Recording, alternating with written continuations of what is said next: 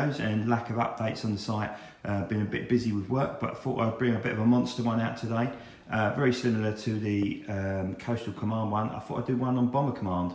This isn't everything, it's just merely a selection. So I've got, for example, a BLENHEIM 4 here. I've got 2 Wellingtons. One I know isn't Bomber Command, but I couldn't find the other ones. So there's the first one to come out. I've got 3 Lancasters.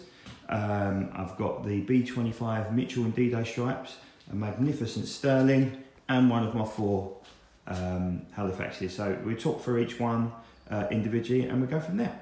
So the first one of my Bomber Command theme is this lovely BLENHEIM 4. This is the Aircraft Restoration Company version, the first guise of it, or second guise as it was, after it had the crash. I think it crashed onto a golf club somewhere, and it was restored by the Aircraft Restoration Company at DUXFORD. It now is a Mark 1, so with the short nose, which come actually from a car. But this was its guise up until its false landing at DUXFORD. I think it's in 2003. I may be wrong, but it was short of fuel on its way back from Goodwood. So it took a long time out of the scene, but the guys at DUXFORD did a magnificent job putting her into Mark 1 configuration, which can be found by Corgi as well. Yet to join the collection, but I'm sure it's on the list. So there's the BLENHEIM 4. Just have a little bit of a walk around there so you can have a sort of detailed look at it, but a lovely looking model. The second aircraft in the Bomber Command theme is the lovely Wellington. So this one is a Mildenhall based example. I think it's Canadian Air Force. It might be Australian Air Force, but I think it's Canadian Air Force. Not an easy one to come across nowadays. It fetches a pretty penny. Lovely scheme there with the gold along the wingtips. And this one here isn't actually a Bomber Command version, but it's a Wellington, so I thought I'd shove it out nonetheless. And this is a special ops one from Malta, with the black underneath and the green and grey on top with all the antenna on the back there. To actually have it with all the antenna on is quite a feat. They have a tendency to break off quite easily. So there you go, there's the special ops, which was a subject of a photo sorted from me, was this magnificent HALIFAX. So if you have a look at this one, it's got what they call this sprout turret on top. Quite a garish looking turret there on the top. But this is actually the RAF Museum example. For anybody who's been to the RAF Museum at Hendon, it's there in an unrestored state. I don't know whether there's any plans to actually make it into a whole aircraft. There's 2 that actually are existing in public view now. So there's one at Elvington in Yorkshire, which is the magnificent Friday the 13th, which I do have, and there's one in Canada as well, which has been restored. But obviously not quite a cheap feat to do, but this is a very, very nice looking HALIFAX. It's one of 4 in the collection. So I've got the Friday 13th, as I already said, which again is a really difficult one to find now.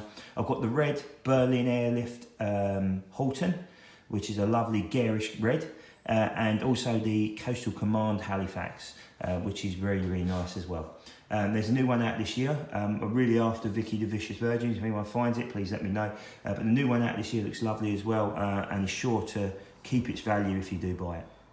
The biggest one of the group is this lovely short Sterling. So this one here is of Flight Sergeant Middleton, who won the Victoria Cross.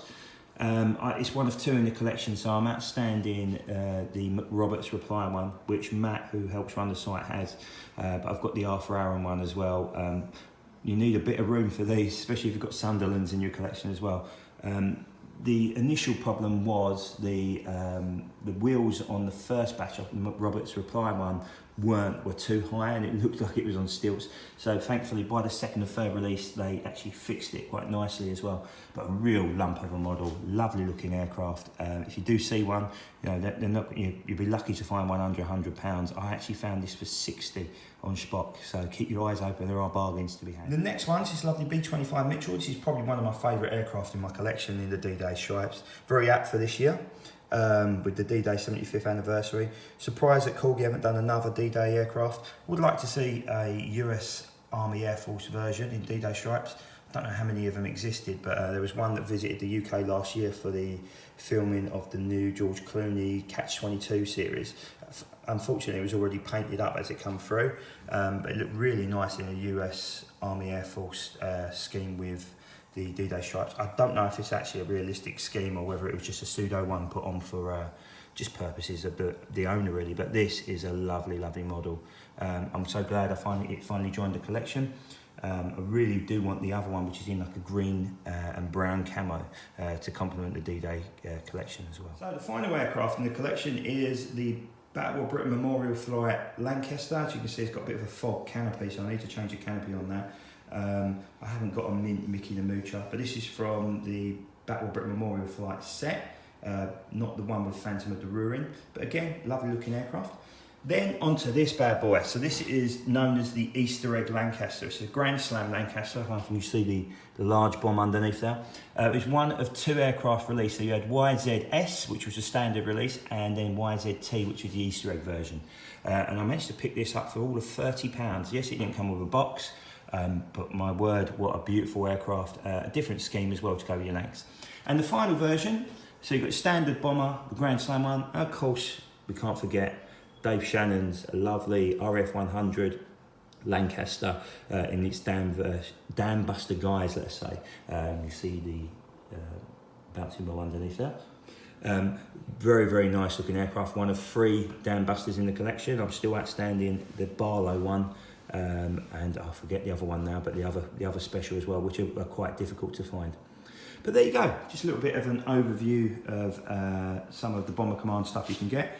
Stuff that I've missed, got the B-24 in RAF camo, which is somewhere in the Shed of Doom, which is a really nice looking aircraft. I've got an A-20 as well, made by Hobby Master. That's in an Italian scheme. What I really am missing is probably a B-26 Marauder. Hopefully Forces of Valor can put that to rights this summer with their new releases. I'm trying to think, I'd love to see a Fairy Battle, a Hamden, as well added, and maybe a Whiteley as well. I think that would be lovely. I'd really complement the Bomber Command stuff. Well, there you go, just a very quick video. I'm off to collect a new car from Waltham Abbey, so wish me luck on that. Any questions, as always, please let us know. Thanks for all the love, as always, on Instagram and Facebook. Hope you have a great week. Only a few weeks to airshow season, so hope you enjoy it. I'm posting lots of Flying Legends links as well. For me, it's the best air show in the world. So I'll be, as soon as I announce new aircraft, I'll be putting them on the site as well, just to sort of have a bit of a link. Any new releases that come out, I'll try and share pictures of them as well. And as always, any requests, let us know and see what we can do. Have a great day and the rest of the week, and a lovely weekend. Take care.